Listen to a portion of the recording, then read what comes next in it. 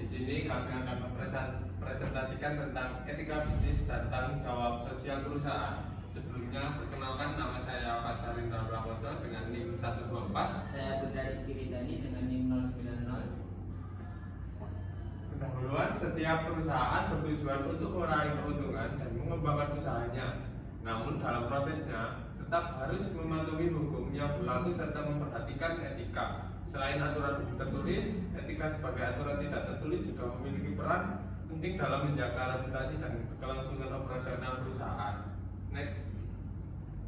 Yang kedua yaitu konsep etika. Etika merupakan seperangkat konsep atau norma yang menjadi panduan dalam menilai apakah suatu perilaku benar atau salah, serta berhubungan erat dengan moralitas standar dan aturan perilaku.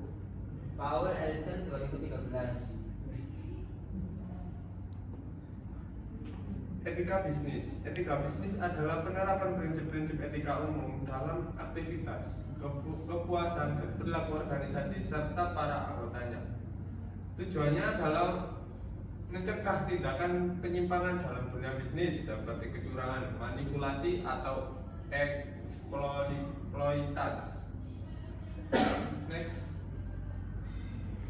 Selanjutnya yaitu pemikiran mengenai etika. Pemikiran mengenai etika masyarakat memiliki berbagai pandangan mengenai sikap yang etis dan tidak etis. Setiap wilayah akan memiliki cara pandang mereka sendiri untuk menilai sebuah perilaku. Namun secara umum, pemikiran mengenai etika dapat dibagi menjadi tiga jenis, yaitu universalisme etis, relativisme etis, dan kontrak sosial integratif.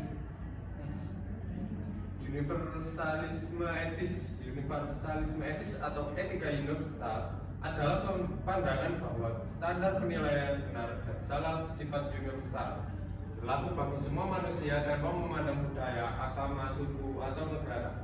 Prinsip ini didasarkan pada gagasan bahwa setiap manusia memiliki martabat dan hak yang sama.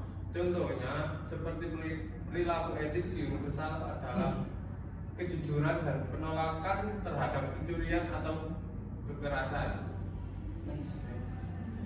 Yang kedua yaitu relativisme etis. Relativisme etis adalah pandangan bahwa standar benar dan salah berbeda-beda tergantung pada nilai budaya, agama, atau norma sosial yang dianut suatu masyarakat.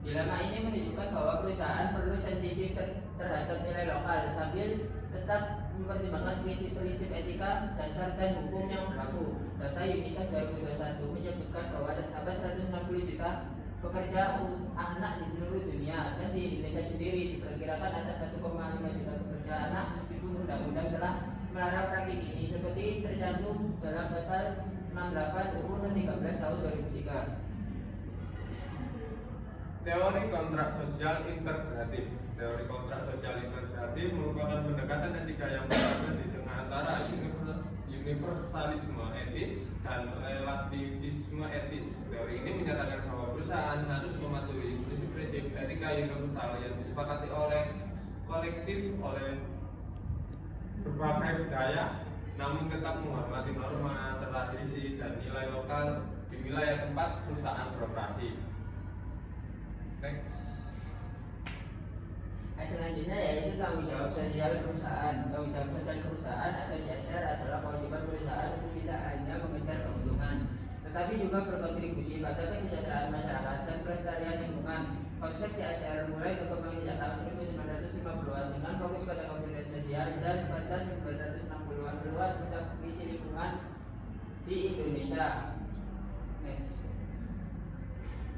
Kasus terkait etika, kasus United Airlines yang melibatkan penanganan kasar terhadap Dr. David Dew ini jadi contoh nyata bagaimana pelanggaran etika bisnis dapat berakibat serius.